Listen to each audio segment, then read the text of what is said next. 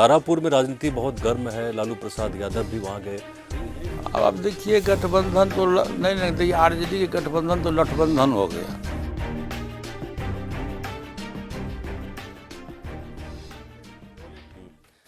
नमस्कार, न्यूज 18 बिहार झारखंड में आप सबका बहुत बहुत स्वागत है।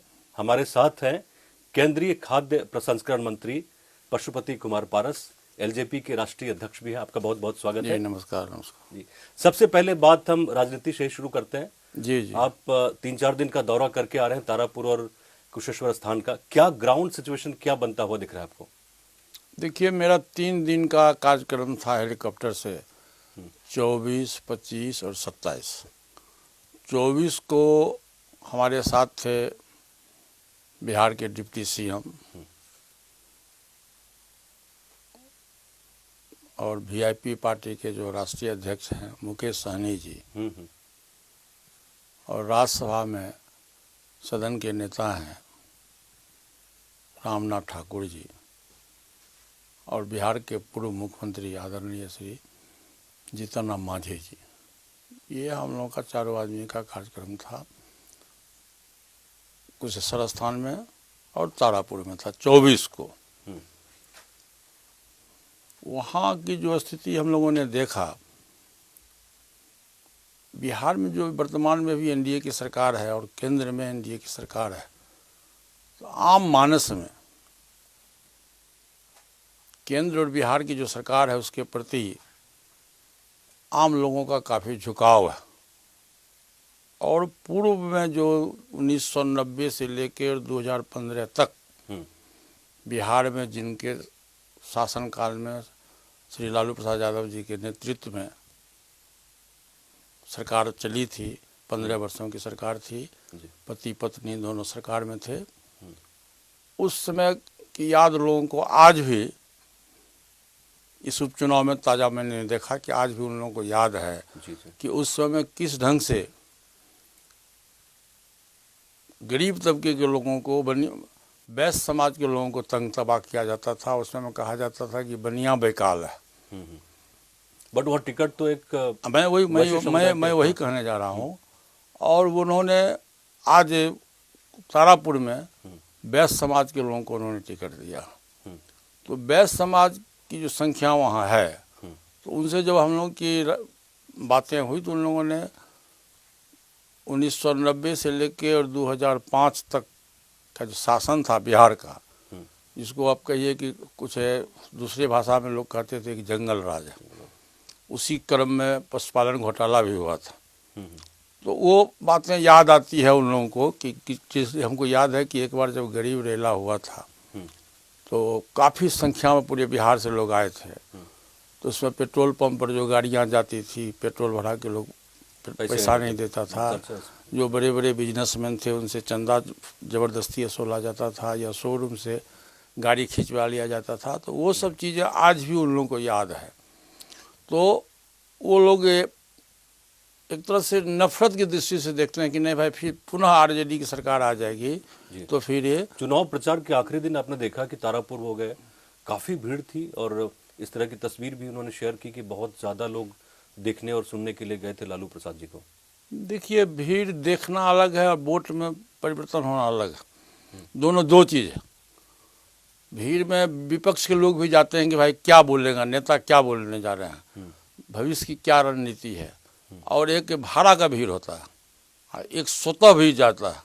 तो दोनों भीड़ में अंतर है। और भीड़ में जो हम लोग देखते हैं कि मास का जो भीड़ जो है उसके चेहरे पर कैसा रुझान है, तो उसके चेहरे से पता चलता है कि ये भाड़ा का भीड़ है या रियल का भीड़ है। तो जो लालू जी के साथ में जो तारापुर में कल जो बैठकें हुई, मीटिंग जो हुआ, उसमें जो भीड़ थी मैंने देखा, जहाँ कल हम लोग का प्रोग्राम था ठीक उसके जस्ट 4 किलोमीटर बगल में उनका प्रोग्राम था। तो मैंने देखा कि बाहर से काफ़ी संख्या में 5-6 जिलों से लोग बस से ढो के ले जा रहे थे। मैंने भाड़ाओं की भीड़ थी। और उसी जगह हम लोग असरगंज में हम लोग का प्रोग्राम था, तो गरीब गुरबा जो समाज के कुचले दबे कुचले लोग हैं, सभी लोगों की संख्या हमने देखा। और जब हमने कहा कि भाई ये जीत का माला हम एनडीए उम्मीदवार को राजीव कुमार सिंह जी को मैं क्या पहना दूं, सभी लोगों ने दोनों हाथ से स्वागत भी किया और तालियां भी बजाई। तो एक आभास होता है कि वहाँ नीतीश कुमार जी ने जो 2005 से लेके और 2021 तक जो बिहार के विकास की बात उन्होंने की, मैंने एक चीज़ देखा बिहार में कि नीतीश कुमार जी की कथनी और करनी में कोई फर्क, जितना वो लेकिन बोलते लगातार हैं पशुपति उतना करते हैं। उनका नीति और नियत बिल्कुल ही साफ है बिहार के विकास के नाम पर। मुझको भी उनके साथ में 2.5 बरस है मंत्रिमंडल में रहने का मौका मिला, तो मैंने देखा कि जब भी कैबिनेट की बैठक में हुआ करता था, तो मैं देखा करता था कि वो उनका सदैव रहता था, जो अपने मंत्री हैं सबों को कहते थे कि भाई आप लोग काम करिए, ईमानदारी से काम करिए, जिससे बिहार का विकास हो और अपने अपने विभाग का डेवलप, इनकी बात सोचिए आप। तो मैं समझता हूँ कि 24 घंटा में 16 घंटा 17 घंटा वो आदमी बिहार के विकास की बात करते हैं, और बिहार में विकास भी हुआ। आप जैसे देखिए कि एक ज़माना था कि लोग ललायित रहता था कि बिजली कब आएगी, बिजली आने का लोग इंतजार करता था घंटों घंटों, लेकिन आज वो बदल गया। आज भारत सरकार और बिहार सरकार की मैं सराहना करता हूं कि उनके अथक प्रयास से आज घर घर में बिजली चला गया। बट और बिजली पानी 24 सड़क तो हो गई ना जी, बिजली पानी सड़क हो गई। विपक्ष की तरफ से भी यही है कि अब इससे आगे क्या, हजारों लाखों लोग हैं जो बिहार के युवा हैं, उनको रोजगार चाहिए। लोग चाहते हैं कि आपकी मिनिस्ट्री हो या भारत सरकार की योजना इस तरह की हो या बिहार सरकार की, कि बिहार के लोगों को बाहर न जाना पड़े, बिहार में ही काम मिले। अब तो हमें थोड़ा आगे बढ़ना पड़ेगा उससे। हाँ, ये बात सही है, आपने ये ठीक कहा कि बेरोजगारों की संख्या अधिक है। बेरोजगारों की संख्या अधिक है तो उसके लिए एक उद्योग धंधा है। जैसे हमारा ही फूड प्रोसेसिंग विभाग है, तो हमारे विभाग में भी बहुत सा स्कोप है, जो बेरोजगार लोगों को हम लोग के द्वारा रोजी रोटी भी दिया जाता है। और काफ़ी संख्या में जो हमारी माँ और बहनें हैं उनको प्रधानमंत्री जी के द्वारा अनुदान भी दिया गया है। और छोटा छोटा जैसे अचार बनाना हुआ, जैसे पापड़ बनाना हुआ, उसके लिए छोटा छोटा जो उद्योग है उसके लिए हमारा विभाग हम उनको सहयोग करते हैं और सब्सिडी भी देते हैं। देखिए हमारे यहाँ आप हम पहुँच करिए, आपके विभाग पे आ रहे हैं, मतलब राजनीति की बात होगी, बाद में थोड़ा सा राजनीति की बात और हम कर लेंगे, लेकिन पहले विभाग पे आते हैं। खगड़िया में एक बड़ा सा जो फूड पार्क वहाँ बनना था, उसकी क्या स्थिति है? क्योंकि शुरुआत यहाँ से करते हैं, फिर आगे आगे बढ़ेंगे। जी, खगड़िया के बगल में एक मानसी स्टेशन है, वहीं पर फूड पार्क की स्वीकृति मिली थी। वो लगभग 120 करोड़ अनुमान उसकी लागत है, 120 करोड़ लागत है। और मैं समझता हूँ कि 75 से 80% वहाँ काम हो चुका है। इस बार भी मैंने आज से 1 महीना पहले अपने पदाधिकारियों को भेजा था वहाँ। आज से कुछ दिन पहले जो हमारे पूर्व विभाग के मंत्री हुआ करती थी, वो गई थी खगड़िया में, तो उस समय काम अच्छे ढंग से नहीं हुआ था, तो उन्होंने उद्घाटन नहीं किया।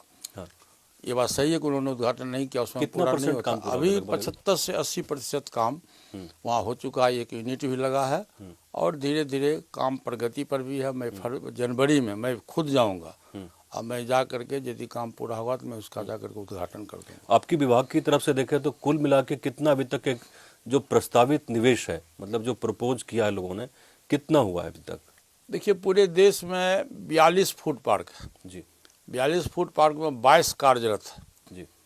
रेस्ट जो है हमारे विभाग के द्वारा अब नया फूड पार्क नहीं बनेगा।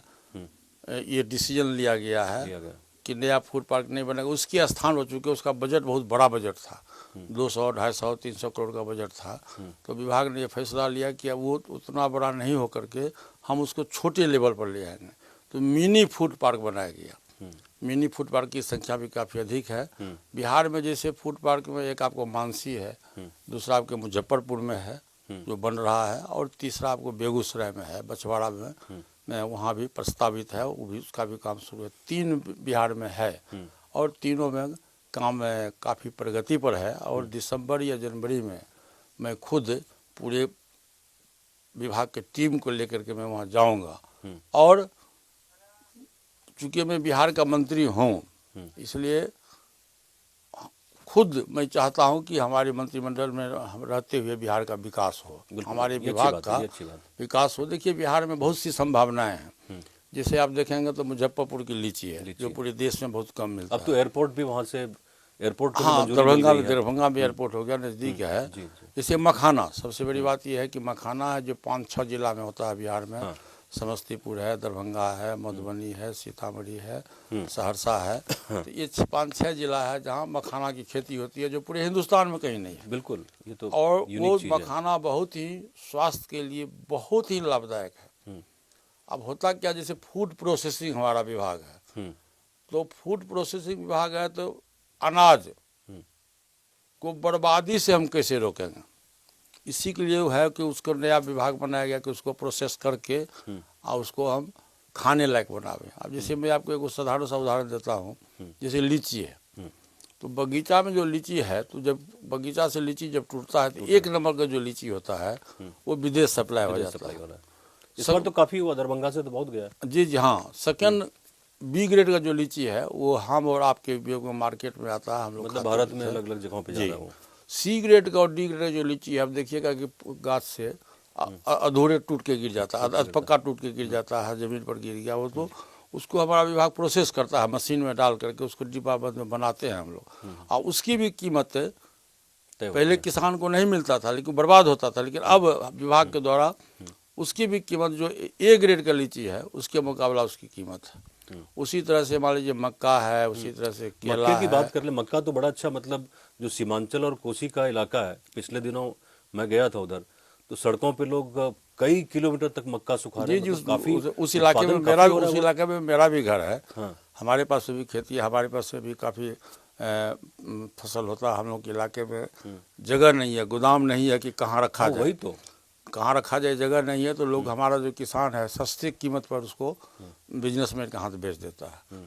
तो उसमें हमारा प्रयास है, मैंने अपने विभाग के पदाधिकारियों को कहा कि इसकी सर्वे करो, बिहार में सर्वे करा करके, जैसे मक्का है, केला है, लीची है और आपको मखाना है। नहीं केले पा रहे, लेकिन हम ये आपसे पूछना चाह रहे थे कि नेपाल पास में है, श्रीलंका है, बांग्लादेश है, मक्का काफी खाते हैं, और अपना लगभग 30% जो मकई का उत्पादन होता है वो अपने सीमांचल और कोसी में हो रहा है, भारत का। जी जी, मैं वो उसी पर उसके वहाँ संबंध में भेजे आपको कुछ कह इस रहा तरह हूँ। की चीजें हो। हाँ, मैं कह रहा हूँ उसी तरह कि उसका हम लोग सर्वे करा रहे हैं। और यहाँ का जो बड़े बड़े बिजनेसमैन हैं, मैं सम्मेलन करूँगा, जितने भी हमारे बिजनेसमैन हैं उनको सम्मेलन कर करके मैं उनको उत्साहित करूँगा और प्रोत्साहन दूंगा। और हमारा विभाग चूँकि 35% हम सब्सिडी देते हैं। मान लीजिए 100 करोड़ का यदि बजट है, कोई 100 करोड़ का कारखाना लगाता है, तो 35% हमारा विभाग सब्सिडी देता है जनरल लोगों के लिए। शेड्यूल कास्ट के लोगों के लिए 50% सब्सिडी देते हैं। तो हम ट्रेनिंग भी देंगे और हम लोगों को समझाएंगे भी। जनवरी में एक बहुत बड़ा हम करेंगे विभाग के द्वारा, जितने भी बड़े बड़े बिजनेसमैन हैं मैं उनको प्रोत्साहित करूँगा। और मेरा प्रयास रहेगा कि विभाग के द्वारा हम उनको अधिक से अधिक सुविधा प्रदान करें। हाजीपुर की बात कर लेते हैं, अब आपका इधर से भी रिश्ता है। जिन हाजीपुर से तो मैं सांसद हूँ, रिश्ता तो पुराना रिश्ता है। यहाँ जो केला का उत्पादन मैं देख रहा हूँ कि बहुत जबरदस्त इस बार हुआ है, और बावजूद इसके कि बारिश और बाढ़ और तमाम चीजें, अगर इसके लिए कुछ अगर इंडस्ट्री लगे फूड प्रोसेसिंग की, तो शायद लोगों को रोजगार मिलेगा। लगेगा। मैं खुद कह रहा हूँ कि केला और लीची, हाजीपुर और मुजफ्फरपुर, ये दो जो अगल बगल का जिला है, हाजीपुर, मुजफ्फरपुर, समस्तीपुर, दरभंगा, ये 4-5 जिला है, वहाँ इसकी काफ़ी संभावनाएं हैं कि केला का भी खेती होता है और लीची का भी खेती होता है। उसमें मेरा प्रयास है कि मैं कहा ना कि जनवरी में मैं पूरा सर्वे करा करके और निश्चित रूप से बिहार को कुछ नई चीज़ में देने जा रहा हूँ। पशुपति जी 7 बार विधायक रहे, 1 बार MLC रहे, और अभी सांसद हैं हाजीपुर से। निश्चित तौर पे इनके ऊपर काफ़ी जिम्मेदारी है, लेकिन जिम्मेदारी के साथ विवाद भी काफ़ी है। इनके ऊपर आरोप ये लगता है कि सत्ता के लिए और कुर्सी के लिए इन्होंने परिवार का त्याग कर दिया। ये आपके ऊपर आरोप लगता है? ये आरोप 100% गलत है। देखिए, मैं 3 भाई था जी। सबसे बड़े भाई पासवान जी थे, सेकंड में मैं हूँ, और एक हमसे छोटा भाई था रामचंद्र पासवान जी। और ये इतिहास है कि मेरे परिवार से, एक परिवार से ऑन ब्लड हम लोग 5 सांसद हुए। कोई पिछले दरवाजे से नहीं गए, जनता के द्वारा चुने हुए प्रतिनिधि, हम मेंबर ऑफ पार्लियामेंट, हमारे घर में 5 सांसद थे। और आज भी हम लोग, आज बड़े भैया नहीं हैं, हमारा छोटा भाई नहीं है, फिर भी आज उस घर से हम 3 सांसद हैं। तो ये बहुत ही खुशी की बात है और गिनीज बुक में नाम दर्ज होने वाली बात है कि एक फैमिली से ऑन ब्लड, पाँच एक पाँच परिवार में सांसद। ऐसा तो नहीं है कहीं? नहीं, ऐसा पूरे देश में नहीं है, पूरा देश में नहीं है पूरा देश में नहीं है। और देखिए हम लोग का जो जन्म स्थान है बहुत सुदूर देहात में हम लोग पैदा लिए। बिल्कुल। बहुत हमारे पिताजी बहुत छोटे किसान थे, लेकिन कबीर पंथ के बहुत बड़े ज्ञाता थे, संत थे, कबीर पंथ के संत थे। तो बचपन से ही उनकी इच्छा थी कि हम अपने बच्चे को पढ़ाएं लिखाएं। तो उन्होंने मेहनत करके मजदूरी करके हम लोगों को पढ़ाया। हम लोग उस समय हमारे गांव में कोई स्कूल नहीं था, प्राइवेट स्कूल भी नहीं था, सरकारी स्कूल भी नहीं था। तो 2 नदी पार करके हम लोग दरभंगा जिला में एक जगमोहरा स्कूल था, वहाँ हम लोग पढ़ने जाते थे। वहाँ से हम लोग 7वां क्लास पास किए। उसके बाद हम लोग खगड़िया गए, और उस समय में खगड़िया जाने आने का कोई साधन नहीं था, न बस था, न टेम्पू था, न रिक्शा था, कुछ नहीं था। हम लोग पैदल जाते थे, जबकि हमारे गांव से, हमारे घर से खगड़िया की दूरी लगभग 30 किलोमीटर है। फिर भी हम लोग वहाँ जाते थे, खगड़िया में हॉस्टल में रहते थे। जब छुट्टी होता था तो हम लोग पैदल आते थे। जब थोड़ा हम लोग बड़े हो गए, 15-16 वर्ष का उम्र हुआ, तब हम लोग, पिताजी हमारे साइकिल खरीद के दिए, तो हम लोग साइकिल से आना जाना शुरू किए। ये हमारा परिवार है। हम 3 भाई थे, तीनों भाई में अटूट प्यार था। कहते कि मतलब पासवान जी के साथ राम लक्ष्मण वाली जी, मैं वही कहने जा रहा हूँ कि हमारे तीनों भाई में जो रिश्ता था, ये पूरे बिहार के पॉलिटिकल सर्किल से लेकर सभी लोग जानते हैं कि राम लक्ष्मण की जो जोड़ी थी, उससे भी हमारे तीनों भाई का अधिक प्यार मोहब्बत था, तीनों भाई में था। और आज तक कभी तीनों भाई में ये फैसला नहीं हुआ कि कौन खर्चा कर रहा है, किसका कपड़ा कौन पहन रहा है, कहाँ कौन जा रहा है, कहाँ सभा होगा, कहाँ मीटिंग होगा, परिवार में खाना कौन बनावेगा, खर्चा कौन देगा। ये हमारे तीनों भाई में आज तक लगभग 70 वर्ष, मेरा भी उम्र हो गया 69 वर्ष, और पासवान जी का उम्र था, लेकिन कभी भी कोई न मनभेद हुआ न मतभेद हुआ। और निश्चित रूप से शुरू से लेकर 1969 में पहली बार पासवान जी अलोली, जहाँ मेरा घर है, पैतृक गांव है, उस विधानसभा क्षेत्र से पहली बार वो बिहार विधानसभा के सदस्य निर्वाचित हुए। और उसी समय से, उस समय में मैं कॉलेज में का विद्यार्थी था, उसी समय से मैं राजनीतिक बागडोर उनका मैं संभाला। चुनावी मैं ही चुनाव का जितना भी कार्यक्रम होता था मैं संभालता था। जब 69 में वो विधायक बने, आज जब जयप्रकाश नारायण जी का आंदोलन शुरू हुआ, देश में इमरजेंसी लागू हुआ, और 77 में जब दोबारा लोकसभा का चुनाव हुआ, तो पासवान जी को जयप्रकाश नारायण जी ने हाजीपुर से अपना उम्मीदवार बनाया, और हाजीपुर से वो सांसद चुने गए। तो उन्होंने ही मुझको बुला के कहा कि पारस, तुम ही हमारा उत्तराधिकारी हो सकते हो, और अलोली से तुम चुनाव लड़ो। मैं उस समय टीचर था। आप तो शिक्षक थे? जी, मैं शिक्षक था। तो मैं उनके आदेश को कभी काटा नहीं। मैं नौकरी से इस्तीफा दिया, और वहाँ से मैं बिहार विधानसभा का चुनाव लड़ा, और ईश्वर की कृपा हुई कि मैं चुनाव जीत भी गया। तो हाजीपुर भी उन्हीं के आदेश पे आप आए? जी, मैं वही कहने जा रहा था। जब 2019 में जब पासवान जी हेल्थ ग्राउंड पर हुआ कि आप चुनाव नहीं लड़ेंगे और राज्यसभा में जाएंगे, एनडीए गठबंधन में ये तय हुआ कि पासवान जी को राज्यसभा में भेजना है, तो हाजीपुर का सीट खाली हुआ। तो उन्होंने मुझको बुलाया कि पारस देखो, सो हाजीपुर से मेरे बदला में तुम चुनाव लड़ो। मैंने कहा कि भैया हम तो बिहार सरकार के मंत्री, हम पशुपालन मंत्री थे। मैंने कहा कि हम बिहार सरकार के मंत्री हैं, आप मेरा क्यों डिमोशन कर रहे हैं? हम बिहार सरकार के मंत्री हैं, और हम कभी दिल्ली की राजनीति किए नहीं हैं। मुझको बिहार में ही रहने दीजिए, और भाभी जी को चुनाव लड़ा दीजिए, चिराग को चुनाव लड़ा दीजिए, और किसी दूसरे लोगों को चुनाव लड़ा दीजिए। उन्होंने कहा कि नहीं, भाभी तो चुनाव लड़ेगी नहीं, और चिराग पासवान जमुई से सांसद है। हाजीपुर चूँकि 77 से लेकर आज तक तुम ही संभाले हो, तुम ही देखे हो, इसलिए तुम ही चुनाव जीत सकते हो, और मेरा उत्तराधिकारी, राजनीतिक उत्तराधिकारी तुम ही हो। तो मैंने उनके आदेश को मैं काटा नहीं। और जिस दिन मैं नामांकन किया हाजीपुर में, तो आम सभा में भी मैंने ये बात कहा था। उस आम सभा में सुशील कुमार मोदी जी भी थे, बड़े बड़े नेता लोग थे। तो मैंने कहा था कि हमारी इच्छा नहीं थी लोकसभा का चुनाव लड़ने का, लेकिन पार्टी का निर्देश हुआ और बड़े भैया का आदेश हुआ कि मैं चुनाव लड़ रहा हूँ, लेकिन मेरा प्रमोशन नहीं हो रहा, मेरा डिमोशन हो रहा।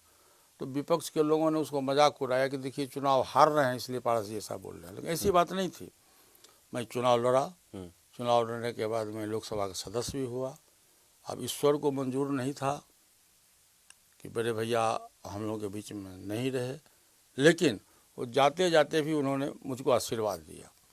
और आज जिस कुर्सी पर बड़े भैया भारत सरकार के कैबिनेट मिनिस्टर थे, माननीय प्रधानमंत्री जी का मैं शुक्रगुजार हूँ कि उन्होंने मुझ पर विश्वास किया और फर्स्ट टर्म का जो MLA MP को उन्होंने भारत सरकार का कैबिनेट बहुत कम होता है इस तरह का कि मतलब विश्वास हो कि मतलब पहली बार कोई सांसद बन के जा रहा है और उसको केंद्र ऐसा में बिरले कभी होता है, यूनियन मिनिस्टर बनाया जाए। ऐसा बिरले कभी होता है। उसके बाद अकस्मात बड़े भैया की मृत्यु हो गई। विधानसभा का चुनाव निकट ही था, तो ये हुआ कि मैंने कहा चिराग पासवान से कि भाई देखो 2014 में बड़े भैया ने NDA गठबंधन के साथ जाने का उन्होंने हाँ भरी थी और 2014 से ही हम लोग NDA गठबंधन में हैं और उनकी अंतिम इच्छा भी थी कि NDA गठबंधन में ही चुनाव हो। अंतिम समय में स्वर्गवास होने के मैं समझता हूँ 2 महीना पहले उन्होंने मुझसे कहा था कि पारस देखो सो ये लड़का लोग इधर उधर कर रहा है, सो नहीं ऐसा मत करो, देखो देश में शोषित है, दलित है, गरीब है, पिछड़ा है, अति पिछड़ा है, अकलियत के साथी हैं, ऊंची जाति के जो गरीब लोग हैं, मैं चाहता हूं कि उनको समान दृष्टिकोण से उनको अधिकार मिले, अधिकार पर कोई ये नहीं हो। और NDA गठबंधन ही एक ऐसी पार्टी, ऐसा गठबंधन है जहां सबों को उचित अधिकार, उचित मान सम्मान मिलता है। इसीलिए तुम पुराने हो, तुम मेरे छोटे भाई हो, हमारी बात मानो और कभी भी ऐसा गलती नहीं होने देना कि अकेले चुनाव लड़ना, तुम NDA गठबंधन में चुनाव लड़ना। उसके बाद चिराग का वो अपना फैसला था, मैं वही बता रहा हूँ। तो बड़े भैया तो बीमार हो गए। बीमार होने के बाद चिराग पासवान जी ने शुरू से ही माननीय नीतीश कुमार जी के खिलाफ में बयानबाजी करना शुरू किया, चाहे जिसके कहने पर किए हों मुझको पता नहीं है। जब बड़े भैया की मृत्यु हो गई तो उसके बाद पार्लियामेंट्री बोर्ड का जो बैठक हुआ तो उसमें मैंने कहा हमारे पार्टी के 6 सांसद में हम लोग 5 सांसद हम लोगों की राय थी कि भाई हम NDA गठबंधन के पार्ट थे हैं और 6 सांसद हमारे दल से चुनाव हम लोग जीत के आए हैं, उसमें चिराग पासवान भी हैं, मैं भी हूँ। तो हम लोगों ने एक स्वर से राय दी कि नहीं, हम NDA गठबंधन के साथ थे, हैं और रहेंगे, हम चुनाव लड़ेंगे NDA गठबंधन के साथ। लेकिन पता नहीं किसके कहने पर लगता है कोई तंत्र मंत्र विद्या वाला आदमी आ गया, कहा कि भाई अकेले लड़ोगे तो बिहार का मुख्यमंत्री बन जाओगे। तो वो चिराग पासवान जी उसके बहकावे में आ गए और पूरे पार्टी की राय के विरुद्ध उन्होंने, चूँकि राष्ट्रीय अध्यक्ष थे वो, तो उन्होंने फैसला ले लिया कि मैं अकेले चुनाव लड़ूंगा। एक आखिरी सवाल आपसे बनता है, पार्टी में आप सबसे वरिष्ठ हैं, परिवार में तो हैं, मतलब जो पासवान जी का परिवार बोला है, उसमें वरिष्ठ है, तो क्या इस तरह की संभावना है कि मतलब पूरा परिवार एक साथ फिर से आए? इसको देख रहे हैं कहीं आप होते हुए? नहीं, मेरे हिसाब से तब उसकी संभावना छिन्न हो गई। अब वो क्या वर्षा जब कृषि सुखाने, जब खेत में पानी नहीं पड़ता है और खेत सूख जाता है तो बाद में वर्षा होने से तो कोई फायदा है नहीं। देखिए मेरा दल टूटा और दल के साथ साथ दिल भी टूटा। जिस भाई के लिए मैंने 52 वर्ष तक में सेवा किया और जितनी सेवा मैं किया शायद उतनी सेवा परिवार के किसी दूसरे सदस्य ने उनको नहीं किया। और पूरे बिहार की जनता जानती है और प्रेस मीडिया के साथी भी जानते थे कि मैं यहाँ तक करता था कि क्या, जब दिल्ली से चलते थे तो क्या खाना खाएंगे, कौन सा पसंद करते हैं, कहाँ रहेंगे, कैसे प्रोग्राम होगा। वो खाना खाते थे तो मैं नौकर को जूठा बर्तन उठाने नहीं देता था, मैं खुद उठाता था, मैं उनकी सेवा करता था, पैर दबाता था। तो इतना आज्ञाकारी मैं छोटा भाई था, लेकिन परिस्थिति कुछ ऐसी आ गई कि कहीं से लोग दिन में सपना देख लिया कि हम बिहार के मुख्यमंत्री बन जाएंगे। मैंने कहा कि नहीं, ये गलत है। नीतीश कुमार विकास पुरुष है, नीतीश कुमार के नेतृत्व में और NDA गठबंधन में नरेंद्र मोदी जी केंद्र में है, हम NDA गठबंधन के पार्ट हैं, NDA गठबंधन में रहेंगे। लेकिन चिराग पासवान जी ने हम लोग की बात को नहीं माना और अकेले चुनाव लड़ा और जिसका आप नतीजा देखते हैं कि क्या हो गया। एक आखिरी सवाल, उनका बयान में देख रहा था कल, कई अखबारों में पढ़ा मैंने कि उन्होंने कहा था कि हमारे चाचा अगर गाली भी देंगे मुझे तो मैं उसको आशीर्वाद समझ के स्वीकार करूंगा, मैं उसका बुरा नहीं मानता। तो क्या कोई संभावना बनती है कि आपसे अगर माफी मांगे? पर्दे के सामने बोलना और पर्दे के पीछे बोलना दोनों दो चीज है। यदि इतनी चाचा को मानते थे या मानते हैं तो आप उनसे ये बात पूछिए कि बिहार पार्टी 28 नवंबर 2000 ईस्वी की बिहार पार्टी का स्थापना हुआ था और मैं मैं स्थापना काल से ही मैं ही था। फिर मुझको अध्यक्ष पद से क्यों हटाया गया, सिर्फ इस प्रश्न का जवाब हमको चिराग पासवान दे दे कि मुझको अध्यक्ष, मैंने भाभी जी से कहा, भाभी जी हमसे पूछी कि पारस जी आजकल बहुत आप नाराज रहते हैं, निराश बोलते कि आप रहते हैं। फोन भी नहीं उठा रहे हैं उनका, मतलब पहले इस तरह की बात मेरी बात सुन लीजिए। तो क्या बात है, क्यों आपको तकलीफ है? मैंने कहा कि भाभी जी तकलीफ नहीं है, तकलीफ ज़रूर है। तो बोली क्या बात है? तो मैंने कहा कि आप चिराग पासवान से पूछिए कि हम में क्या कमी थी, हम चोर थे, बेईमान थे, आचरण के गिरे हुए थे, क्या थे?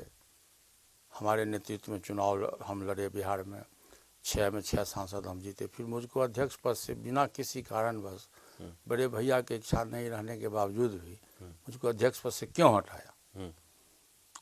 तो भाभी जी का जवाब आया कि देखिए एज के ग्राउंड पर हटाया गया, आपका एज हो गया इसलिए एज के ग्राउंड पर हटाया। हमको बहुत अच्छी बात है, एज के ग्राउंड पर हटाया गया, बहुत अच्छी बात है।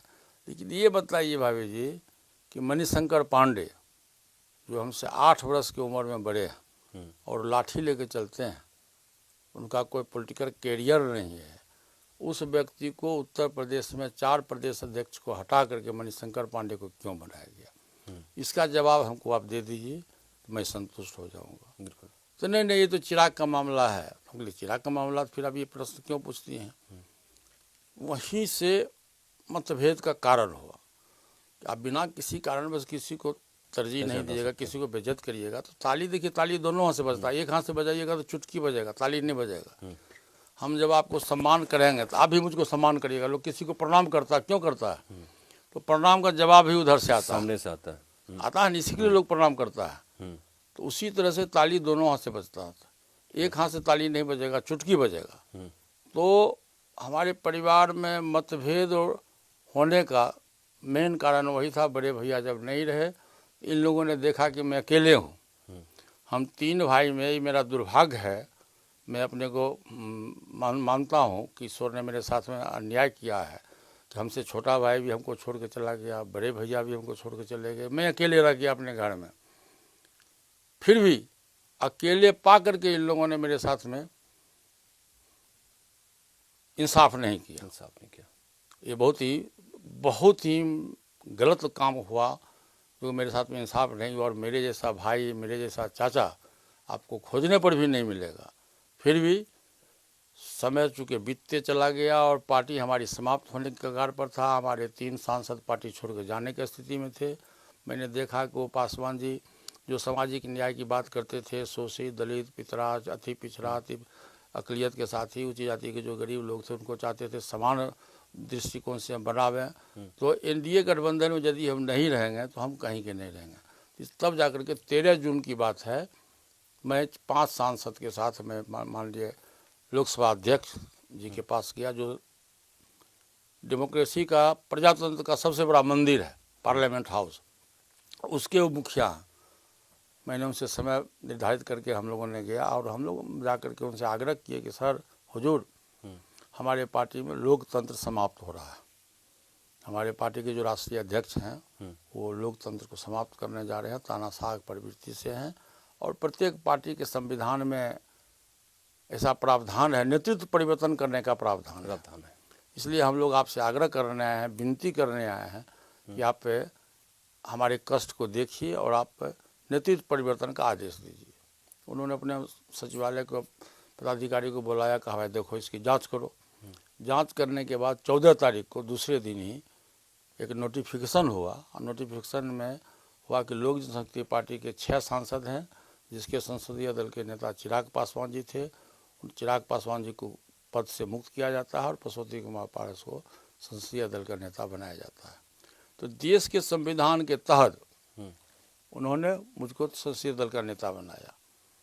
फिर माननीय प्रधानमंत्री जी को मुझ पर विश्वास हुआ और भारत सरकार के कैबिनेट मिनिस्टर उन्होंने बनाया। उसके खिलाफ में चिराग पासवान चले गए हाई कोर्ट कि चाचा जी को मंत्रिमंडल में नहीं स्थान मिलना चाहिए। हाई कोर्ट ने भी रिजेक्ट कर दिया। अब बताइए, यदि आप कहते हैं कि गाली देते हैं तो मैं आशीर्वाद समझता हूं, तो जब भारत सरकार का मंत्री बनाने की बात हुई, मेरा नाम आया, तो आप हाई कोर्ट क्यों चले गए मेरे खिलाफ? मुझको आपने पद से क्यों हटा दिया? इसलिए हंसना और गाल फुलाना एक साथ नहीं चलता। पर्दे पर चलिए, बहुत- कुछ, पर्दे के बाहर कुछ। ये हमारी फैमिली की घटनाएं हैं। और आपका जो प्रश्न था कि क्या भविष्य में हम एकजुट हो सकते हैं, हम्म, तो वो असंभव चीज़ है। अभी वो ट्रेनिंग करे, मंथन करे कि कहाँ उससे गलती हुई है, क्यों गलती हुई है। फिर समय बलवान होता है। देखिए, समय- व्यक्ति बलवान नहीं है, समय बलवान है। समय बलवान है। समय बलवान है, फिर समय आएगा, देखा जाएगा। लेकिन पहले, सबसे पहले उसको आत्ममंथन अपने आप करना पड़ेगा। आत्ममंथन करना पड़ेगा कि कहाँ गलती हुई है, कहाँ हमसे चूक हुई है। चलिए, बहुत बहुत शुक्रिया आपका। समय बहुत बलवान होता है और समय बहुत सारे जो पुराने घाव होता है उसको भी भर देता है। अपने बिहार में निवेश की संभावनाओं के बारे में, राजनीति के बारे में और परिवार के बारे में बातचीत की। आपका बहुत बहुत शुक्रिया न्यूज 18 बिहार झारखंड पर चलिए, आने के लिए। धन्यवाद। नमस्कार। तारापुर में राजनीति बहुत गर्म है, लालू प्रसाद यादव भी वहां गए। अब आप देखिए, गठबंधन तो नहीं, देखिए, आरजेडी के गठबंधन तो लठबंधन हो गया।